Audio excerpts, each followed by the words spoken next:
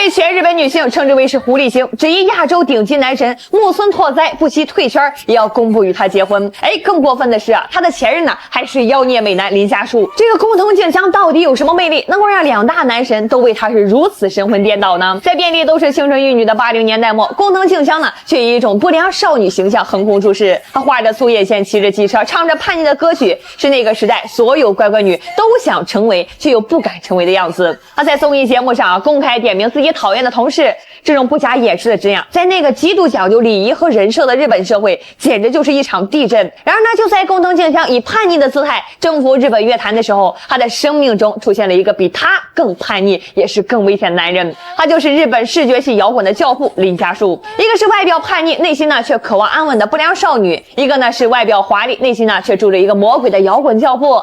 这两个同样带着伤痕的灵魂呀，不可避免的互相吸引，他们成了那个时代最登对也是最危险的金童玉女。工藤静香啊，甚至为了他呢，把自己的一头长发染成了和他一样的金发。在演唱会上，当他顶着一头金发出现在林家树身边的时候呢，整个日本都为之疯狂。然而呢，这段如同烟花般绚烂的爱情，最终呢还是走向了毁灭。有人说呢，是工藤静香再也无法忍受林家树那如同无底洞一般的抑郁；也有人说呢，是林家树出轨了粉丝，被他是当场抓住。在这之后呢，她遇到了现任丈夫木村拓哉啊，这个名字呀，在当年的亚洲啊，那就是一个神。他是偶像帝国杰尼斯事务所的绝对王牌，是凭一己之力呢，就能拉动整个日本经济的大神。他是穿什么卖断货，他演的电视剧收视率啊，能够创造历史。2000年呢，在事业最如日中天的时候啊，28岁的木村拓哉在 SMAP 的演唱会上，突然向全世界扔下了一颗原子弹。记者问：“你要结婚了吗？”对象是工藤静香吗？木村拓哉呢，一脸理所当然的回答：“小林静香さんですね。”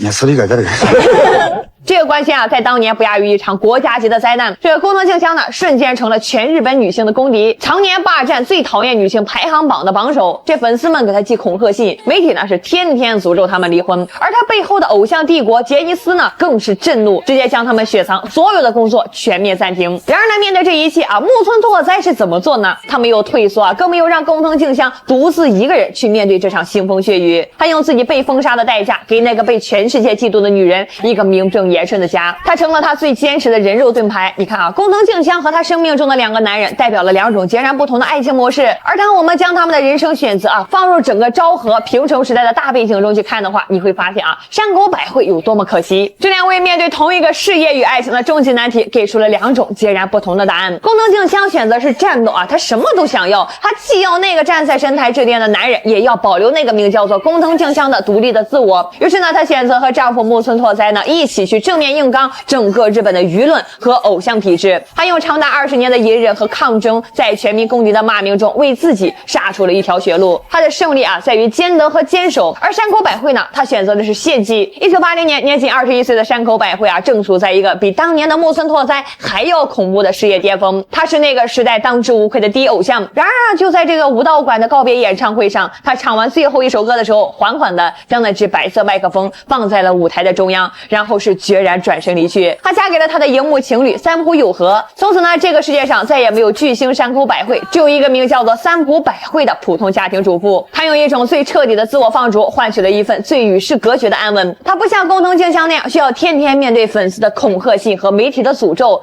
但她呢也同样放弃了自己作为山口百惠的所有的荣光。工藤静香她的底色是战士，她从不良少女时期就习惯了战斗，所以啊，她有勇气去承受那份嫁给神的代价。那山口百惠呢，她的底色呢或许是回归私生女的身份和原生家庭的不幸呢，让她对一个完整的平凡的家庭呢有着最极致的渴望，所以啊，她愿意用神坛的王冠去换取人间的烟火。你看啊，这个故事呢从来就没有一个标准的答案。这工藤静香呢用20年的抗战活成了一段充满争议的传奇，而山口百惠呢则用40年的隐退把自己呢活成了一个无人打扰的神话。他们呢都用自己的人生为我们写下了关于女性力量的两种截然不同却又同样值得尊敬的答案。